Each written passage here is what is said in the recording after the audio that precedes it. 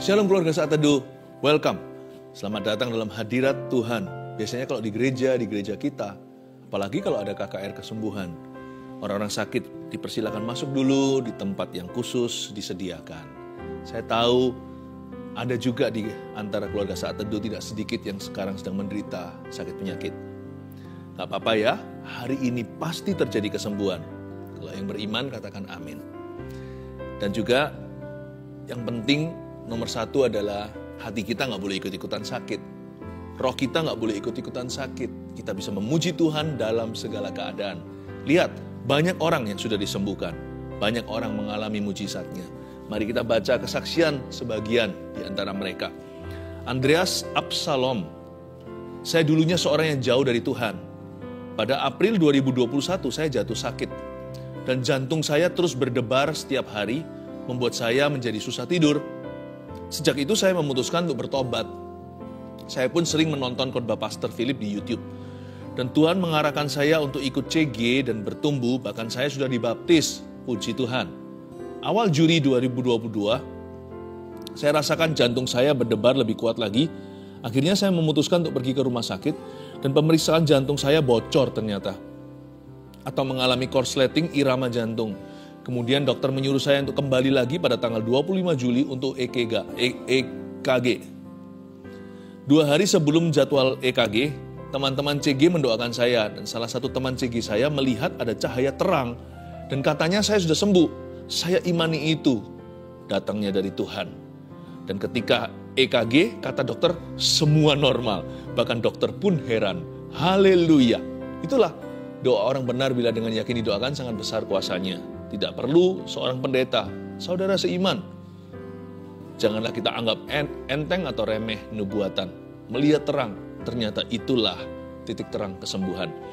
Maria, Saat Teduh bersama 15 Juni 2022, Pastor Philip berdoa untuk orang yang ingin keluar dari pekerjaan perjudian. Dan itu adalah saya.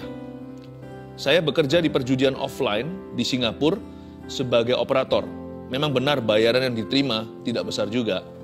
Singkat cerita, saya mengalami permasalahan dengan tempat saya bekerja karena ada selisih uang dan bos mengatakan itu karena keteledoran saya.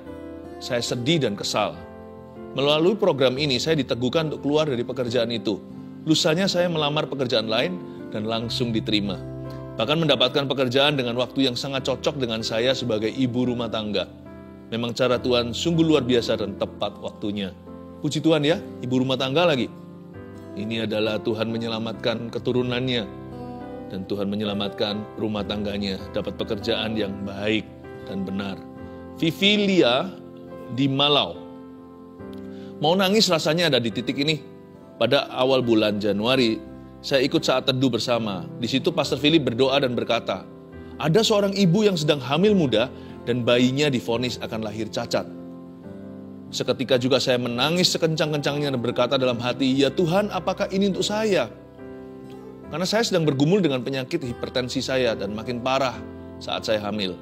Lalu pastor berkata juga, Anda berusaha untuk menggugurkan kandungan. Jangan. Anak Anda itu, bayi Anda itu akan lahir dan lucu sekali. Sebab Anda adalah anak Tuhan, jangan lakukan. Puji Tuhan, saya sudah melahirkan pada 22 Juli, Pastor. Meski darah saya sempat naik 180 di meja operasi, tapi saya dan anak saya selamat. Terima kasih Tuhan Yesus. Terima kasih untuk Pastor dan tim. Thank you untuk pelayanannya. Haleluya, congratulations Ibu Vivilia. Untuk bayi yang lahir dengan sehat, demikian pula mamanya. God bless you ya. Sekarang waktunya kita masuk ke hadirat Tuhan. Apapun kondisi badan, rohani gak boleh terpengaruh. Mari kita bangun kerohanian kita di kaki Yesus. Mari kita datang untuk memuji dan mencintai. Haleluya.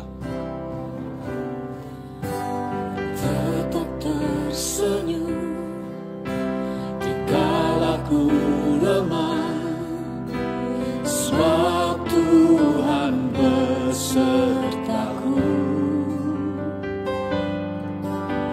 Dia angkat hidupku dari lumpur dosa, pulihkan dan sembuhkanmu. Ku percaya mujizat mujizat-Mu pasti terjadi, sebab tiada yang tak mungkin bagimu. Ku percaya mujizat-Mu pasti terjadi. Engkau Tuhan tepati janji-Mu.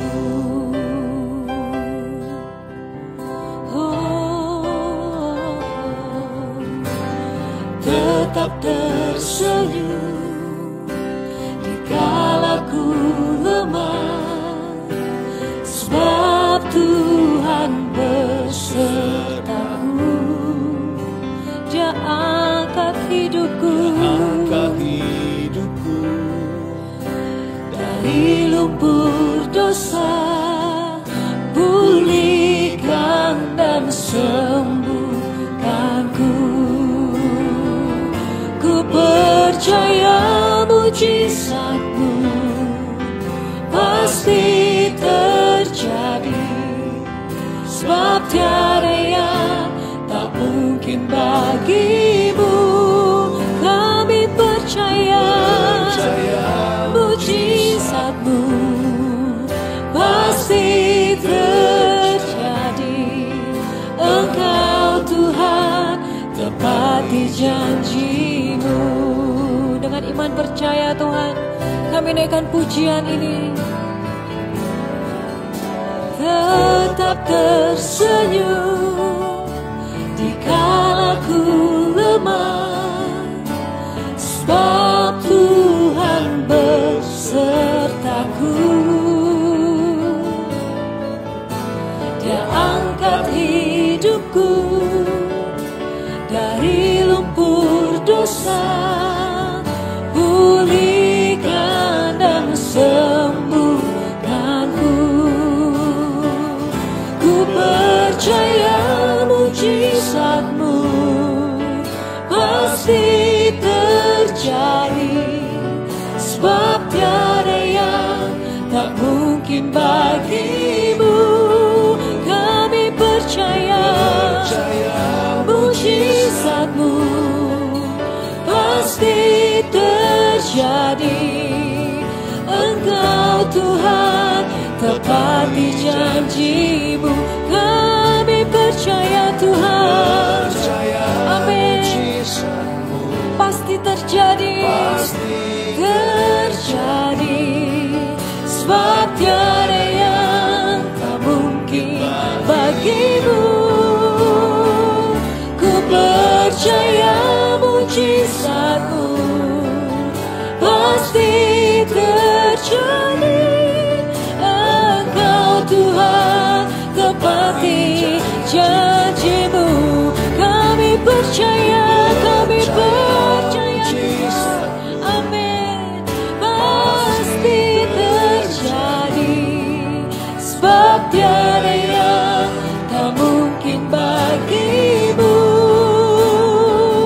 Ku percaya mujizat-Mu pasti terjadi, sebab Engkau Tuhan tepati janji-Mu. Mari angkat iman kita, kami percaya.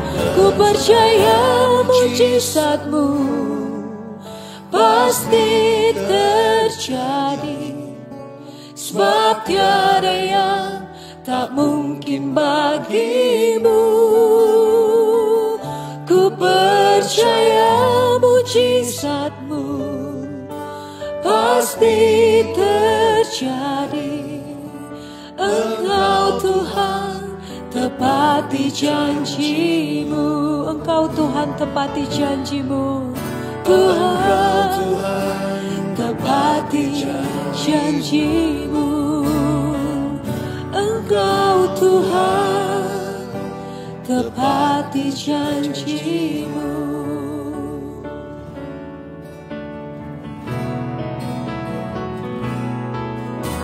Syukur atas kuasa salib-Mu, tak terjangkau akal budiku. Kau yang mulia rela jadi hina. Terima kasih Kau telah bersedia. Syukur atas kuasa darah-Mu dan pengorbanan-Mu. Bilur-bilur-Mu menyembuhkan, lebih dari yang kuharapkan. Percaya mujizat terjadi, kuasa-Mu nyata di sini. Kau melakukan perkara heran di luar pikiran. Percaya mujizat terjadi, kuasa-Mu nyata di sini. Jauh melampaui pikiranku, aku sudah sembuh. Ini iman kami Tuhan. Mari naikkan syukur. Syukur atas kuasa salib-Mu, tak terjangkau akal budiku. Kau yang mulia rela jadi hina. Terima kasih Tuhan. Terima kasih Kau telah bersedia. Syukur atas kuasa darah-Mu dan pengorbanan-Mu. Bilur-bilur-Mu menyembuhkan, lebih dari yang kuharapkan.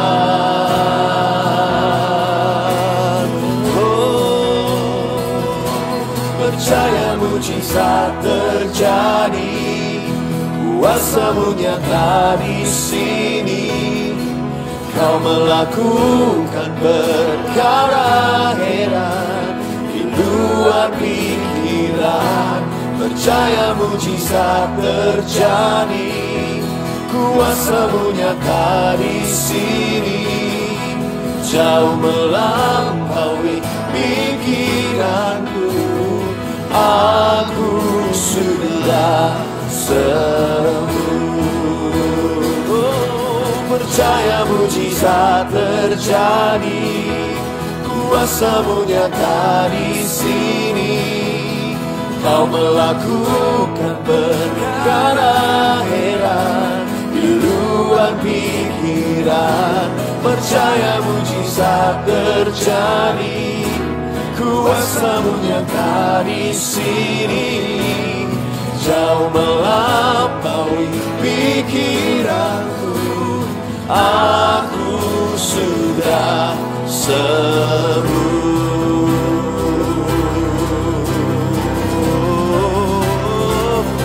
Percaya mujizat terjadi, kuasa-Mu nyata di sini.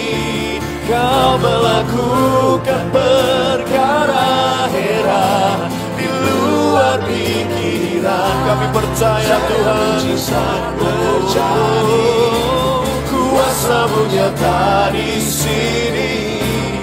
Jauh melampaui pikiranku, aku sudah sembuh. Percaya mujizat terjadi, kuasa-Mu nyata di sini. Kau melakukan perkara heran di luar pikiran. Percaya mujizat terjadi, kuasa-Mu nyata di sini, jauh melampaui pikiranku. Aku sudah sembuh, jauh melampaui pikiranku. Aku sudah sembuh. Mari kita deklarasikan bersama-sama. Jauh melampaui pikiranku. Aku sudah sembuh.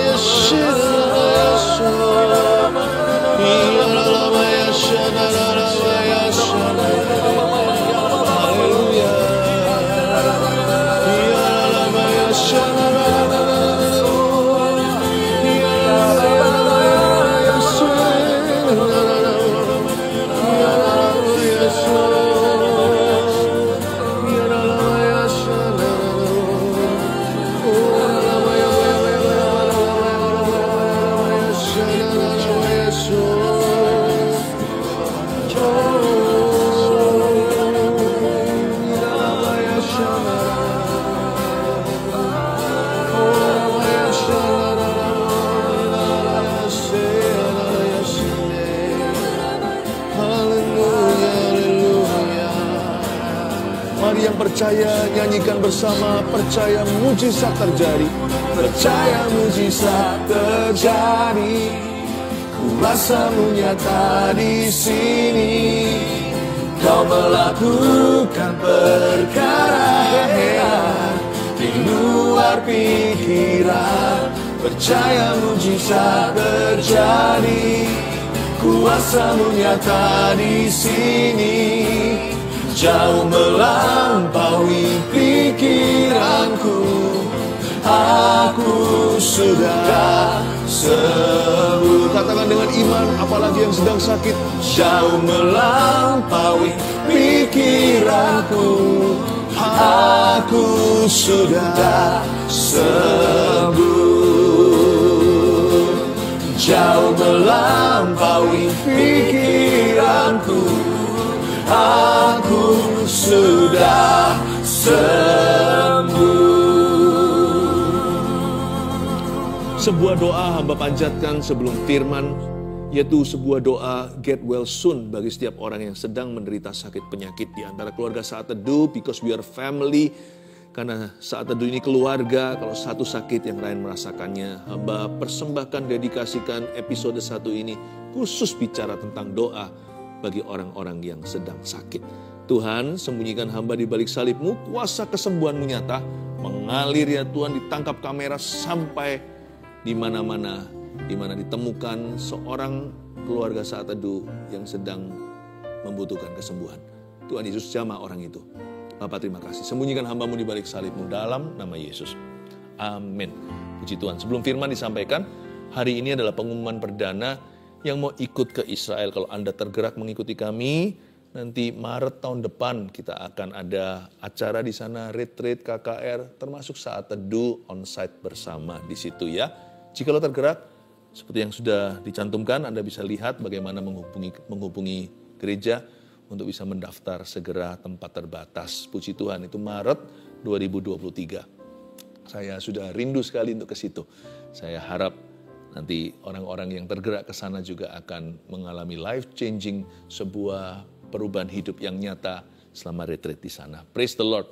Kalau belum subscribe juga segera ya, supaya kita bisa terus mengikuti channel ini dan sehingga channel ini bisa jadi berkat dalam hidupmu. Hari ini saya akan bahas tentang doa pada waktu sakit. Sebuah pedoman doa bagi orang-orang yang sedang menderita. Sekali lagi, orang-orang yang lagi sakit, get well soon ya.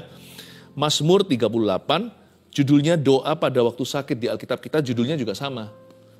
Doa pada waktu sakit. Ayat 1-12, Mazmur Daud. Pada waktu mempersembahkan korban peringatan. Tuhan, janganlah menghukum aku dalam geram-Mu, dan janganlah menghajar aku dalam kepanasan murka-Mu. Sebab anak panah-Mu menembus aku, tangan-Mu telah turun menimpa aku. Tidak ada yang sehat pada dagingku oleh karena amarah-Mu. Tidak ada yang selamat pada tulang-tulangku oleh karena dosaku.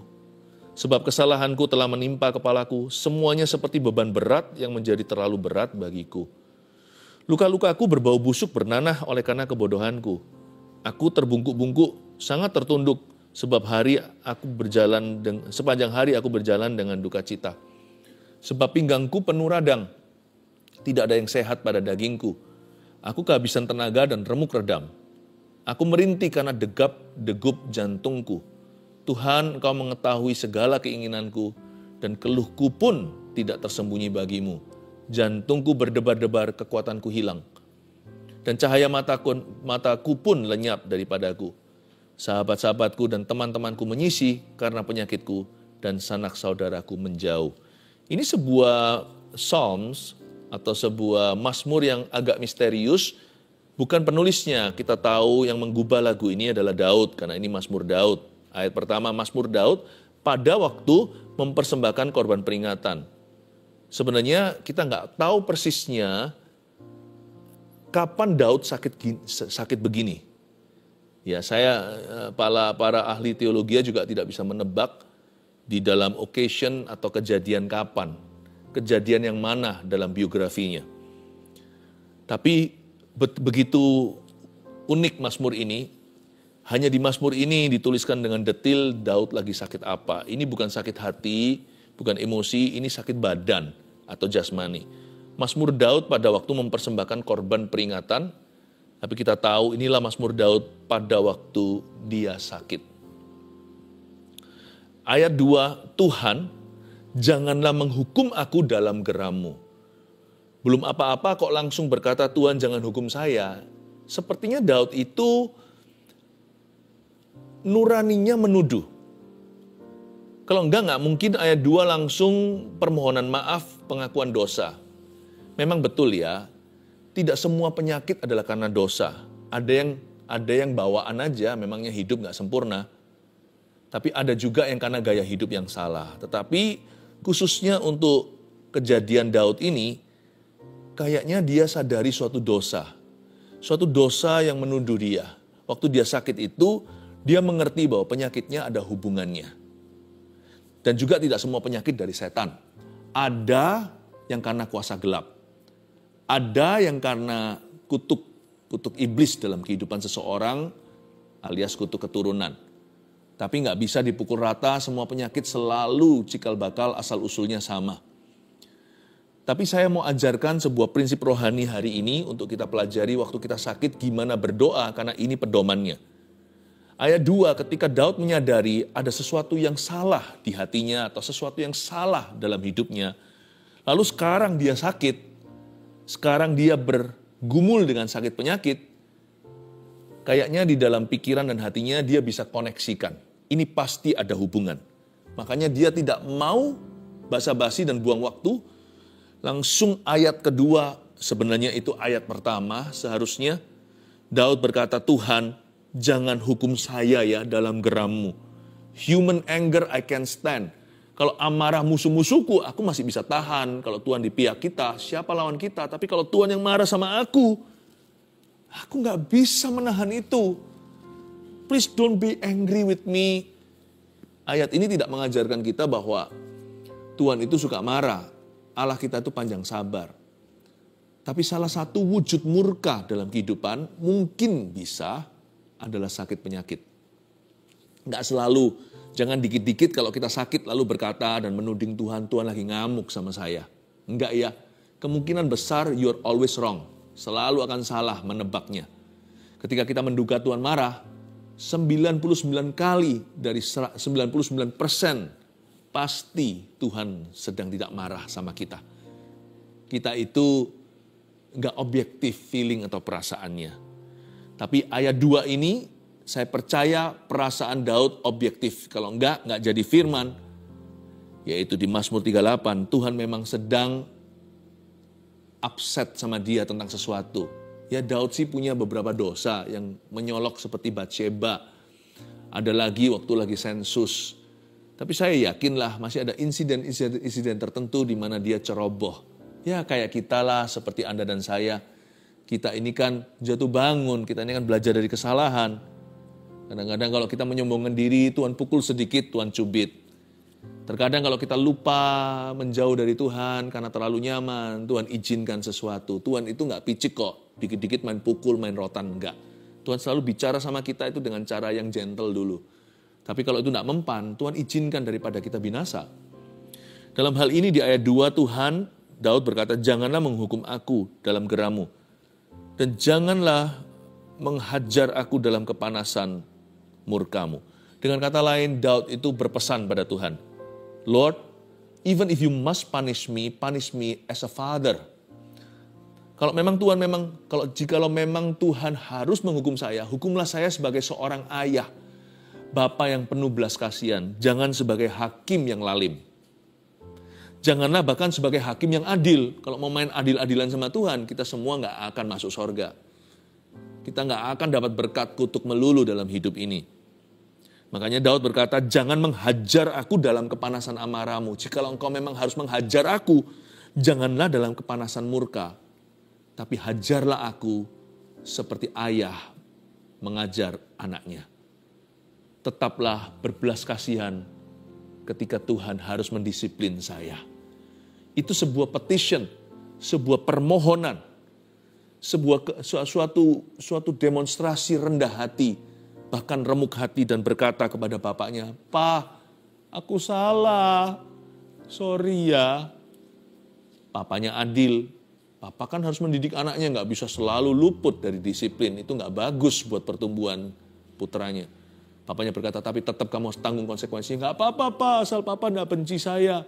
Nggak apa-apa, Pa, asal papa bimbing aku terus, jangan lepaskan aku. Baik, kalau gitu kamu harus tinggal di rumah, kamu nggak boleh ikut papa keluar, you're grounded. Ya, kamu disetrap, tidak boleh keluar kemana-mana. Nggak apa-apa, Pa, nggak apa-apa, Pa, asal papa terus mendidik aku dan tidak give up atau tidak menyerah atas diriku. Itulah permohonan seorang anak. Waktu sakit, Daud sadar, ini ada hubungannya dengan dosaku. Mungkin sakit penyakit itu karena kebencian juga bisa, karena kepahitan, atau kurang bersyukur. Hati yang gembira adalah obat, semangat yang patah keringkan tulang. Bahkan dunia kedokteran pun membuktikan bahwa firman ini benar, bahwa ketika orang itu senang ada sesuatu yang dikeluarkan dalam tubuh kita, itu berupa obat alami di dalam diri. Tapi waktu kita itu stres, apalagi depresi, ada toksik racun yang dikeluarkan oleh tubuh kita sendiri. Dan itu membuat pertama-tama menyerang tulang dulu. Disitulah keropos tulang dan sebagainya bisa kejadian. Gak semua keropos tulang itu karena stres loh ya. Tapi stres pasti mengeroposkan hidupmu, bahkan tulangmu. Janganlah menghajar aku dalam kepanasan murkamu.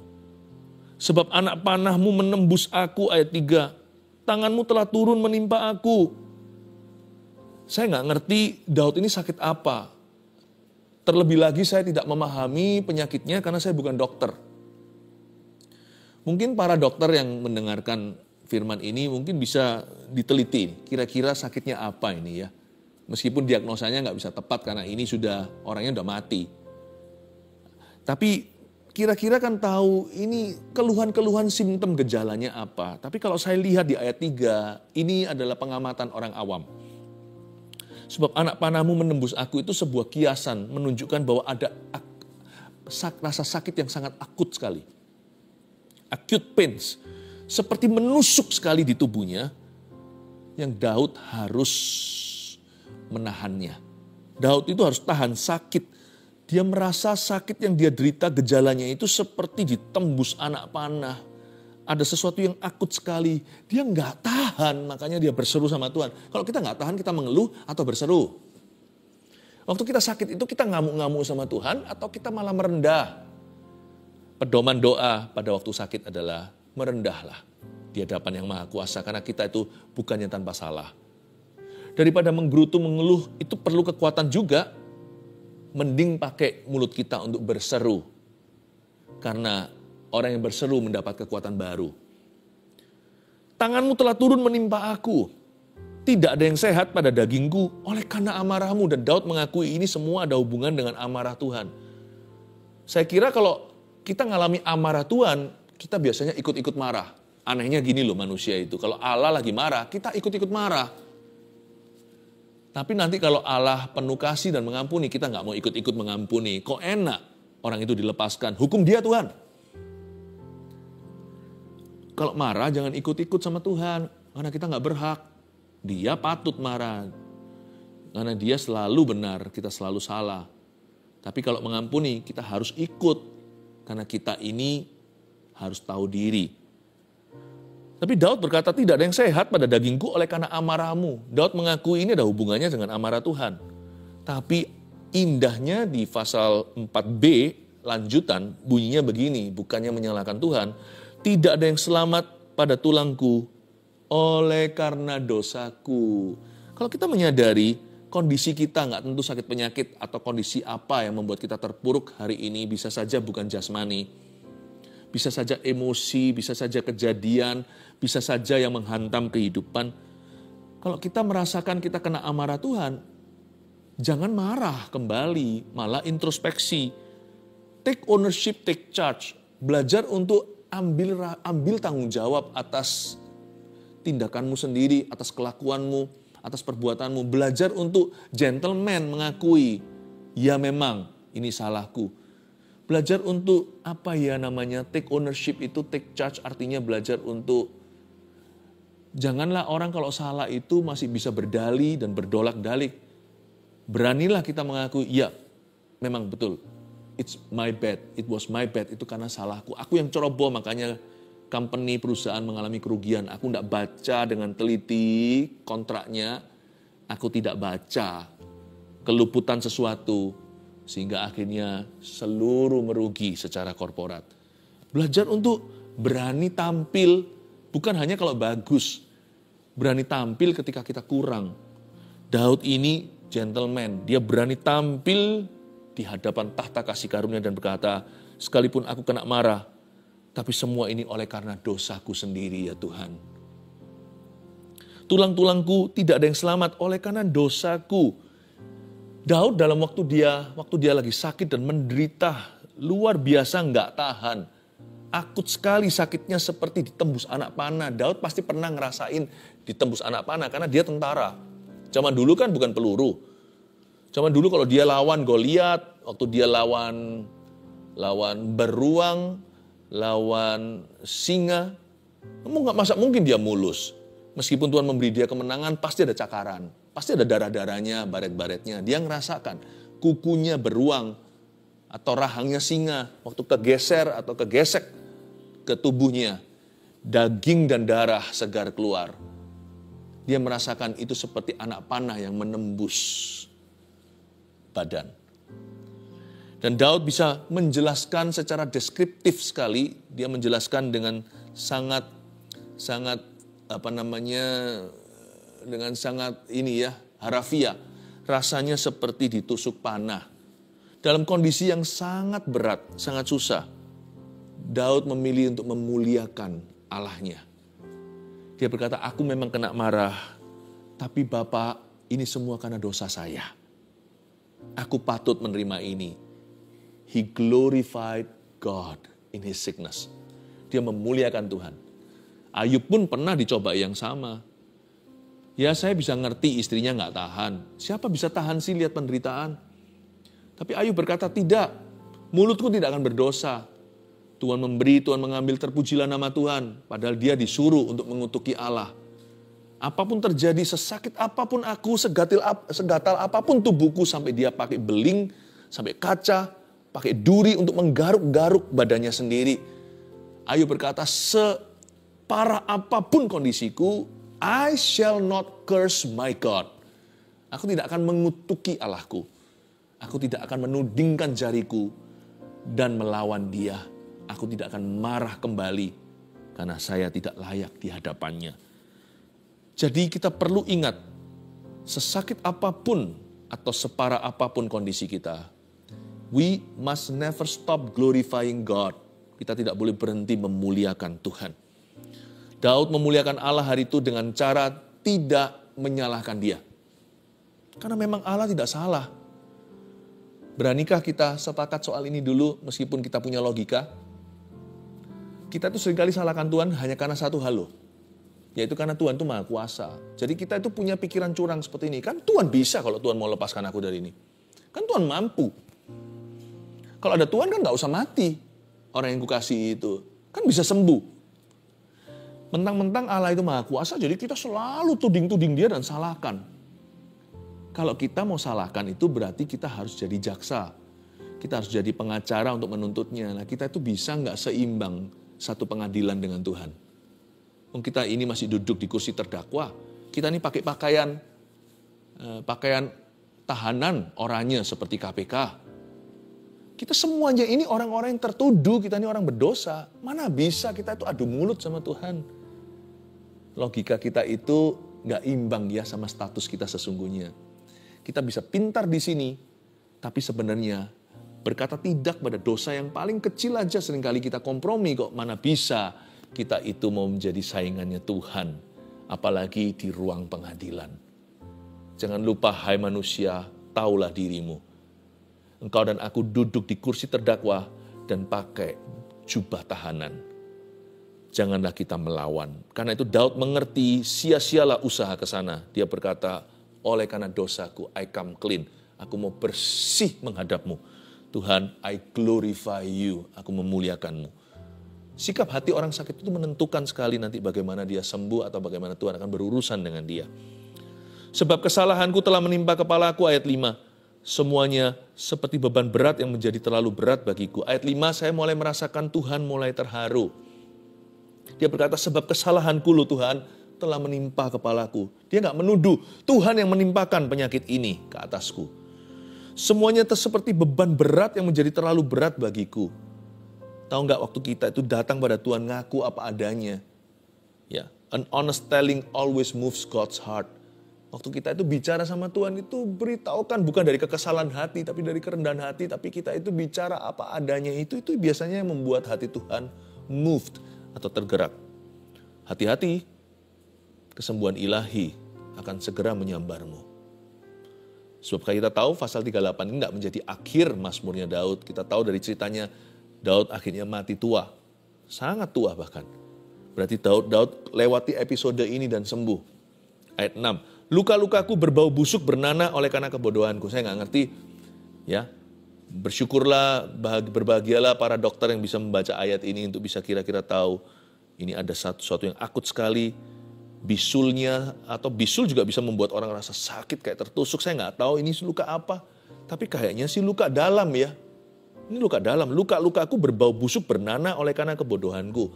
Tapi saya ingatkan bahwa jikalau nanah dan luka itu adalah fisik kita. Dosa itu adalah nanah dalam jiwa. Dosa itu adalah luka di dalam roh seseorang. Makanya ini Daud mengerti bahwa luka yang di luar itu tidak sebanding dengan luka di dalam. Dia selesaikan dulu di dalam dirinya. Ayat 7, aku terbungkuk-bungkuk sangat tertunduk. Mungkin berdiri pun sakitan dia. Apakah ada batu di dalam tubuhnya? Sepanjang hari aku berjalan dengan duka cita, bukan hanya sedih jiwanya. Tapi dia rasa sakit, jalan aja sakit. Terbungkuk-bungkuk sangat tertunduk. Sebab, wow ini, pinggangku penuh radang. Tidak ada yang sehat pada dagingku. Pinggangnya penuh radang. Could it be that David was dealing with kidney stones? Saya tidak tahu apakah ini ada hubungannya dengan batu ginjal. Sebab pinggangku penuh radang atau apa yang terjadi di bagian pinggang. Itu kan ada organ-organ di dalamnya. Aku kehabisan tenaga dan remuk redam. Lemes aku gitu. Aku merintih karena degap-degup jantungku. Jantungnya pun disebut kayak berdebar-debar. Tuhan, Engkau mengetahui segala keinginanku. Dia bahkan gak berani berkata, sembuhkan aku. Dia mulai dengan ini, you know what I want? Nanti anak Daud suatu hari berjalan lalu berseru-serulah seorang buta namanya Bartimeus. Anak Daud, kasihanilah aku. Lalu anak Daud, Yesus Kristus memanggil dia dan berkata, apa yang bisa kuperbuat untukmu? Atau dengan kata lain, apa yang engkau mau? Engkau mengetahui segala keinginanku, kata Daud. Bartimeus berkata, so I can see.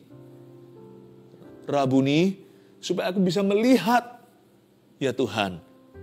Daud berkata, Tuhan, kau tahu yang kuinginkan. Aku ingin sembuh. Dan keluhku pun tidak tersembunyi bagimu. Tapi indahnya di ayat 10 ada kata Tuhan di situ. Biasa kan kalau kita baca Alkitab ada kata Tuhan. Tapi Tuhan di sini itu di dalam bahasa Ibrani Adonai. Artinya master, bukan hanya Tuhan. Tapi Tuan, majikan, pemilik jiwaku, pemilik hidupku. Bosku. Adonai, my master, you know what I want. Bartimeus nanti berkata, Rabuni, Tuanku, aku mau melihat. Tuhan, master, majikan. Loh, belum sembuh kok. Sudah berserah penuh. Harusnya kita ngotot dulu, tarik tambang dulu sama Tuhan. Atau kalau perlu ada tradingnya, kalau perlu ada nilai tukar tambahnya. Jadi kalau engkau sembuhkan aku, nanti aku melayanimu. Kalau Tuhan sembuhkan, nanti saya akan membayar persepuluhan. Kalau Tuhan sembuhkan, saya akan menginjil bagi Tuhan, saya akan bersaksi kepada orang-orang berdosa. Kalau Tuhan sembuhkan, saya nanti akan lepaskan segalanya. Saya mau jadi pendeta dan hamba Tuhan. Kadang-kadang kita menganggap Tuhan itu mudah ya. Bukan itu yang Tuhan mau kok. Nggak usah kasih janji palsu, janji benar pun, janji yang betul pun nggak perlu. Pokoknya nggak usah janji-janji. Apalagi janji palsu. Adonai, master itu di depan. Sembuh nggak sembuh, Tuhan adalah Tuhan. Dia adalah Yehovah Rafa bukan karena Anda sembuh atau saya sembuh. Kita nggak sembuh pun, kita mati dalam penyakit kita, dia tetap Yehovah Rafa. Dialah Allah penyembuh umat manusia. Jadi kita nggak usah sama Tuhan itu, kita mencoba untuk menyogok atau menyuap atau mengancam. Apalagi kalau Tuhan tidak sembuhkan, aku tinggalkan gereja. Pertanyaan saya, yang rugi siapa? Tuhan atau kita? Kalau Tuhan tidak sembuhkan aku tidak mau jadi orang Kristen lagi. Sekali lagi, karena sorga dan neraka ada, yang rugi siapa? Adonai master itu di depan. Sembuh atau tidak, itu nomor 2, itu kemudian. Ada satu hal itu lebih tinggi dari kesembuhan, namanya keselamatan. Dan itu tidak peduli kondisi fisik kita. Terakhir bonusnya kita bisa mengalami mujizat, atau kita akan tetap dibiarkan dalam kondisi itu. Lebih baik saya mati bersyukur daripada saya sehat kembali tapi melupakan Tuhan atau meninggalkannya. Mendingan saya gak sembuh tapi jiwaku milik Yesus Kristus. Daripada demi kesembuhan saya tinggalkan Tuhan Yesus. Lebih baik saya mati dalam kondisi sakit ya, daripada tapi tetap saya itu mengasihi Tuhan dengan segenap hatiku dan beriman sekalipun tidak melihatnya di masa kehidupan saya. Daripada saya hidup terus, tapi saya lupa Yesus. Tapi ini kabar baiknya, divine healing itu ada, kesembuhan ilahi itu ada. Jadi ini ada good news, kita tidak akan berujung mati terus. Jantungku berdebar-debar, kekuatanku hilang, ayat 11. Dilanjutkan lagi. Dan cahaya mataku pun lenyap daripadaku. Mungkin karena dia merana kesakitan ya, jadi tidak ada cahaya. Matanya itu kayak orang, kenapa pucat? Kita kadang-kadang bilang sama teman kita, Ci, kenapa pucat nih? Aduh, kurang seger ya. Atau orang yang pernah sakit, wah sekarang sudah seger ya. Ada juga yang, aduh kenapa ya, saya lihat memang ya kasihan dosi itu kemarin aku ketemu. Aduh lemes ya. Kayak gak sehat gitu. Nah itulah cahaya matanya lenyap daripadanya. Sahabat-sahabatku dan teman-temanku menyisi karena penyakitku, mungkin menular kali. Dan sanak saudaraku menjauh. Berhenti sampai ayat 12 saja pembahasan. Tapi waktu dari ayat 10 sampai ayat 12 dari kata Adonai Master tadi sampai turun. Ternyata waktu Daud memanggil Tuhan itu Adonai atau Master, majikan, Tuhan, Tuan yang punya seluruh hidupku, pegang kunci hidup dan kematianku. Dia gak nunggu sembuh dulu baru menyerahkan hatinya. Dia nggak nunggu mujizat dulu baru berserah. Dia nggak nunggu lihat hasil dulu baru bersyukur kepada Tuhan, baru takut akan Allah. Adonai, Master, majikan Tuhan atau Tuan. Disebutnya dengan mantap, tidak ragu bimbang di depan. Saya memberikan 3 poin doa pada waktu sakit. Ini pedoman untuk kita semua. Jangan sakit please, saya doa dalam nama Yesus. Tapi jikalau ada yang sakit, ini termasuk untuk saya sendiri. Kalau saya sakit, saya nggak beriman. Elisa aja jatuh sakit. Elisa, coba Anda baca. Ada dosakah di hidupnya? Nggak ada. Buktinya di ranjang kematiannya. Elisa masih membuat mujizat. Bahkan bukan ranjang kematian, itu ketemu sama raja. Dia bernubuat, ada kuasa pelayanan. Tapi waktu dia sudah jadi tulang belulang aja, tulangnya membangkitkan orang mati. Itu pun hanya menjamah tulang Elisa secara tidak sengaja. Ini ayat juga untuk saya. Jikalau saya nggak imani, jikalau saya sendiri sakit, saya akan praktekkan firman ini. Saya doa ya, keluarga Saat Teduh semua sehat, katakan amin ya. Yang sakit pun sekarang get well soon, oke? Lekas sembuh. Tapi 3 poin ini kita pegang, jaga-jaga. Dan bagi orang yang mengalami sakit penyakit, praktekkan langsung segera. Pertama, jika sakit dikarenakan dosa, akuilah dan bertobatlah. Bagaimana kita tahu kalau penyakit kita ini karena dosa? Gampang. Hati nurani itu nggak bisa berdusta.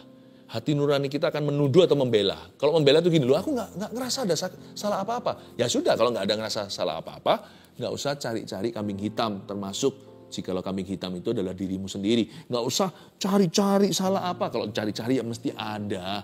Tapi nggak tentu itu ada hubungannya. Kecuali kalau memang disadarkan. Waktu sakit kita tahu, wah ini pasti begini.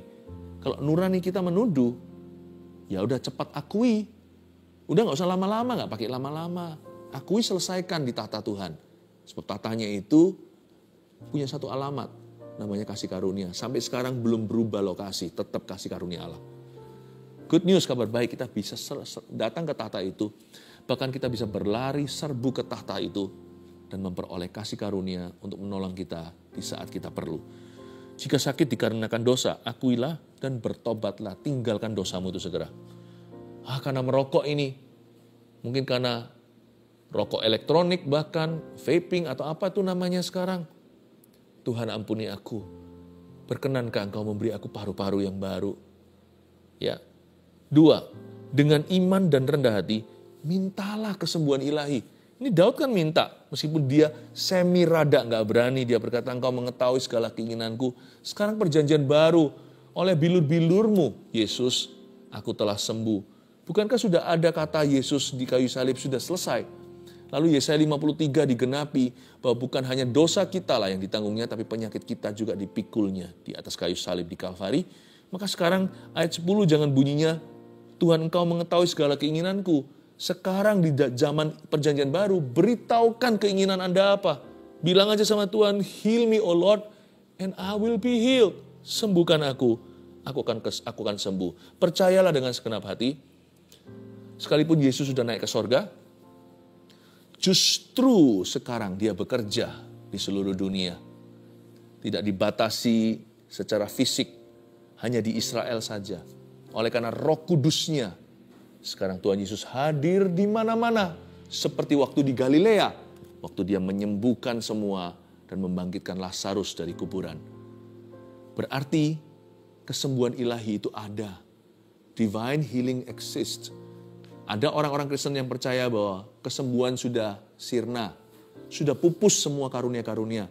Ya terserah, nggak ada tertulis begitu di dalam Alkitab. Kalau mau percaya begitu, ya itu adalah pilihannya. Saya percaya Tuhan Yesus tidak berubah, tidak berubah, tidak berubah. Dan kasih-Nya tidak berubah. Dan kuasa-Nya tidak berubah, tak berubah selama-lamanya. Terjadilah sesuai dengan iman kita.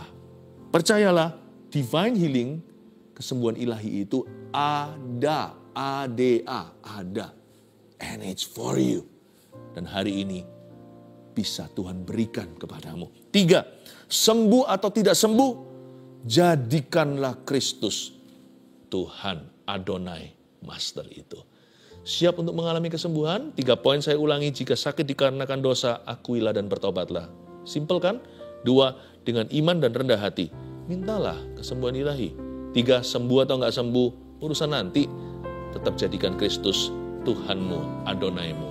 Mari kita masuk ke hadirat Tuhan sekali lagi, mendekati lebih erat lagi, minta kesembuhan ilahi bagi yang sakit. Kaulah Tuhan, Penyembuhku, Kau sembuhkan sakitku. Kau berfirman dan sembuhkanku. Kaulah Tuhan penyembuh. Sembuh tidak sembuh, akui dulu Dia Yehova Rafa. Tuhan adalah kesembuhan. Kaulah Tuhan penyembuhku. Kau sembuhkan sakitku. Kau berfirman dan sembuhkanku. Kaulah Tuhan penyembuhku. Lagi, akuilah Tuhan penyembuh kita. Kaulah Tuhan penyembuhku. Kau sembuhkan sakitku, Kau sembuhkan mahku, Kau sembuhkan paru-paruku, Kau sembuhkan kepalaku, kankerku. Kau berfirman dan sembuhkanku. Kaulah Tuhan penyembuhku. Lagi, Kaulah Tuhan penyembuhku. Kau sembuhkan sakitku. Kau berfirman dan sembuhkanku. Kaulah Tuhan penyembuhku. Sekali lagi, Kaulah Tuhan penyembuhku. Kaulah Tuhan penyembuhku. Kau sembuhkan sakitku. Kau berfirman dan sembuhkanku. Kaulah Tuhan penyembuhku. Sembuhkanku, sembuhkanku. Dengan kuasa-Mu selamatkan. Selamatkanlah hidupku. Beritahukan keinginan-Mu kepadanya. Jangan sungkan. Sembuhkanku dengan kuasa-Mu. Besar Kau Allahku.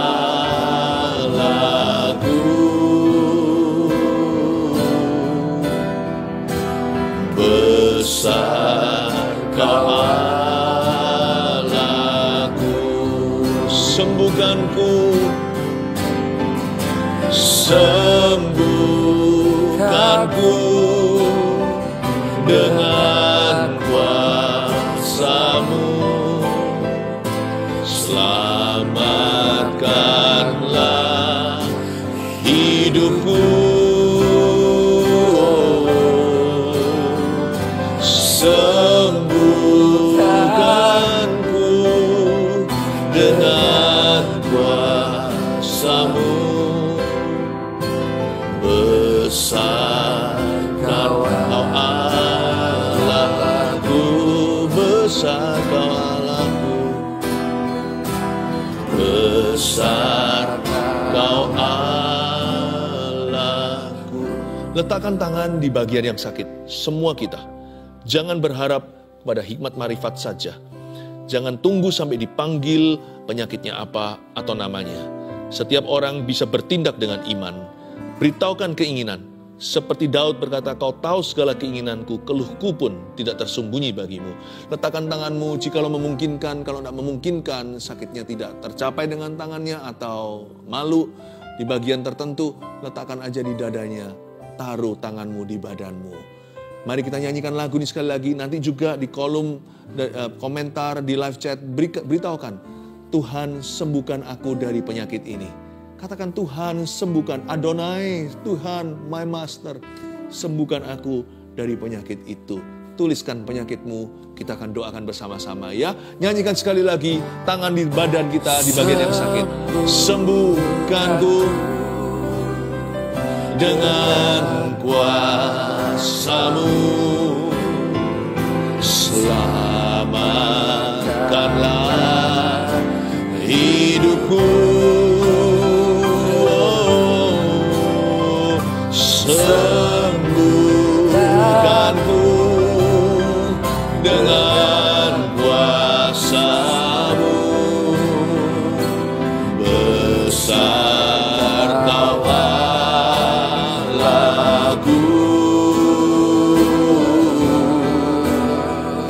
besar Kau Allah. Jangan lepaskan tangannya, percayalah ada urapan akan mengalir di tanganmu. Oh, sembuhkanku dengan kuasa-Mu, selamatkanlah hidupku. Sembuhkanku dengan kuasa-Mu, besar Kau Allahku,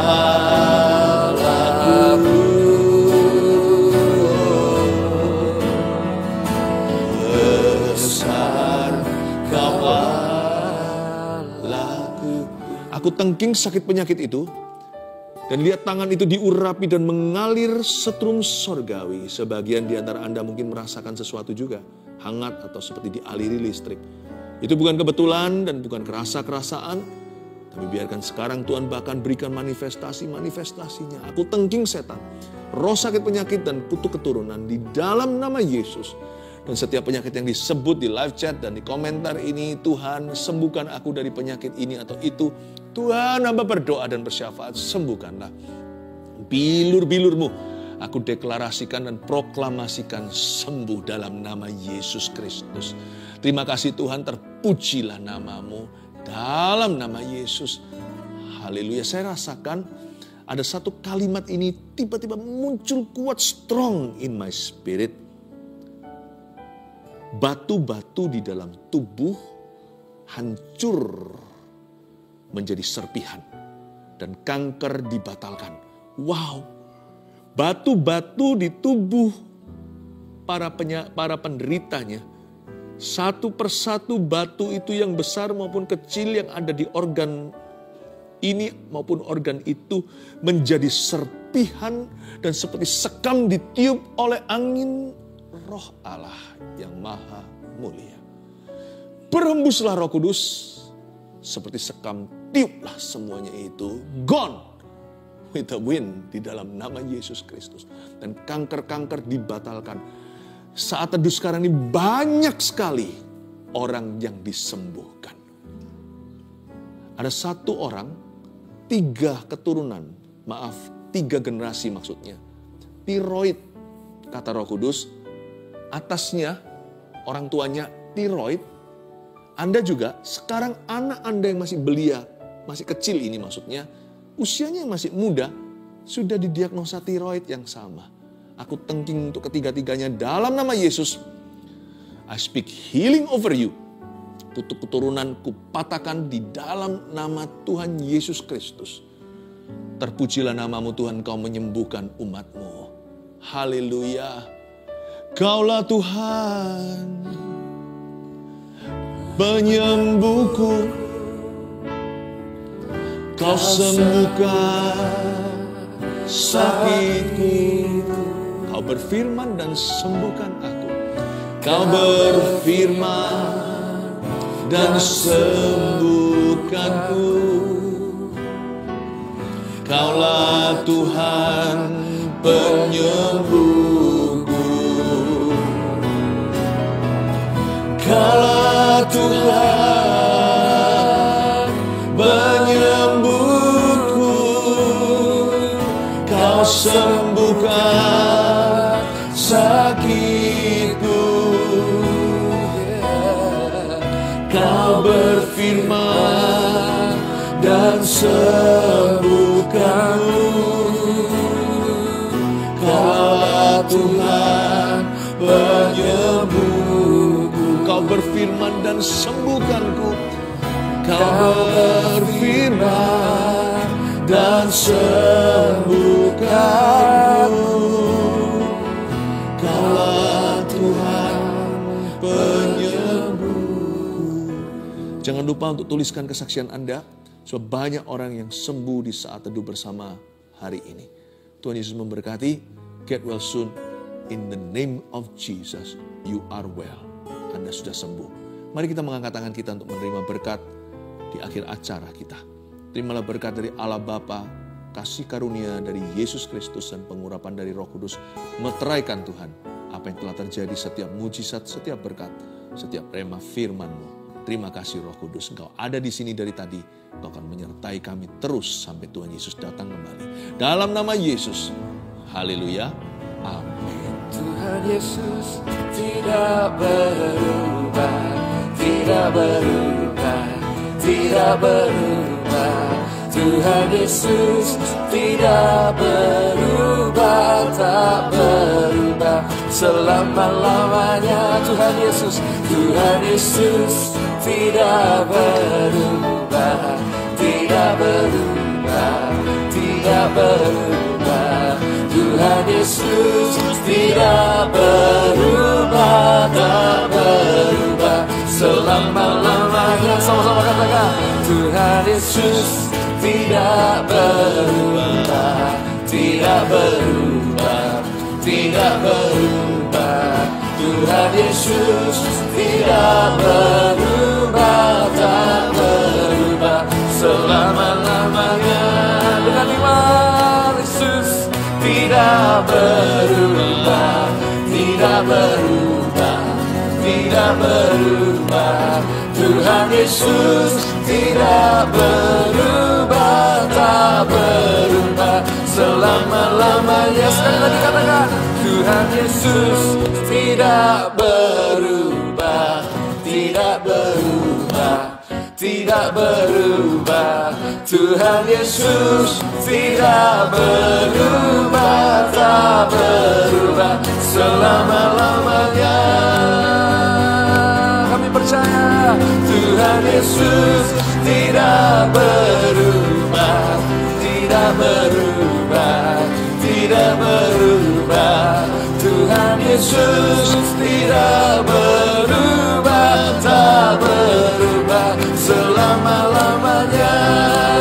Tuhan Yesus tidak berubah, tak berubah selama-lamanya. Tuhan Yesus tidak berubah, tak berubah selama-lamanya. Be healed in Jesus' name. Hallelujah. Bye-bye.